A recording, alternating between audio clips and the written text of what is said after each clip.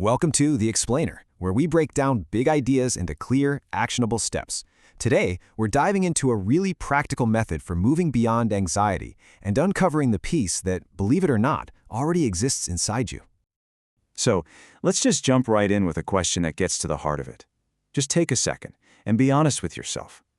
How many times in the last week did you feel that surge of anxiety or get pulled into a conflict? Did you even notice? This isn't about judging yourself, not at all.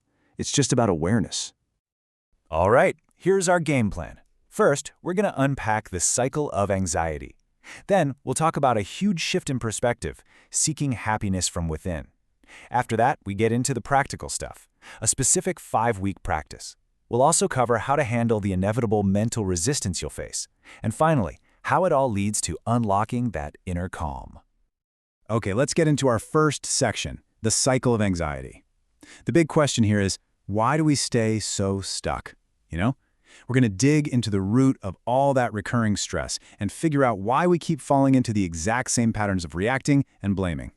This right here is such a simple but powerful truth. Think about your day. I bet you didn't miss breakfast, right?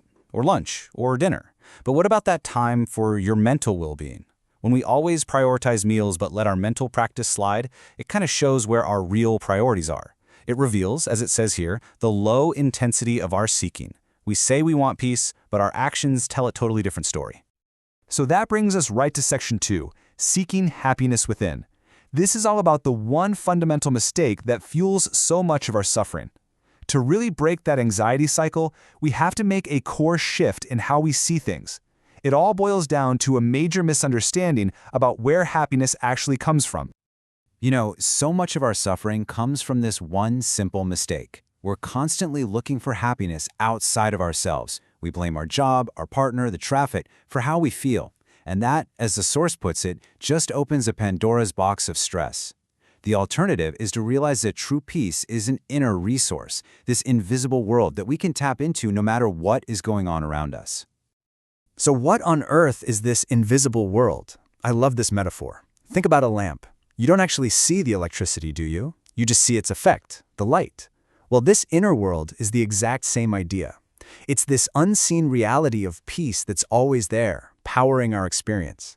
It's the deep, calm water underneath all the choppy, turbulent waves on the surface of our mind. Okay, so this all sounds great, but how do we actually get there? How do we access this invisible world? That brings us to section 3, the 5-week practice. And listen, this isn't just some vague idea. This is a clear, structured, and, as the slide says, non-negotiable method to get you there. The very first step is commitment, and the source material is crystal clear on this. You need a minimum of 5, and the keyword is unbroken, weeks of practice. You really can't expect to see real results before then. It's not a quick fix. This is about how long it takes to start rewiring the mind from that knee-jerk, reactive default mode to a calmer, more discerning state. And here's the practice itself. It's a simple 3-line mantra that you repeat silently in your head for about 10 to 15 minutes twice a day.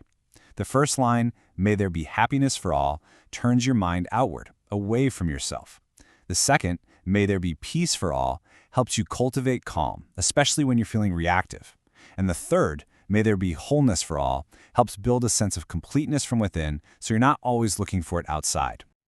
All right, now for a super important part of this whole journey, managing mental resistance. Because as soon as you start this, I promise you, your mind is going to fight back. But look at the subtitle. These obstacles are not signs of failure. The source is so clear about this. This resistance is completely expected. It's a predictable and totally manageable part of the process.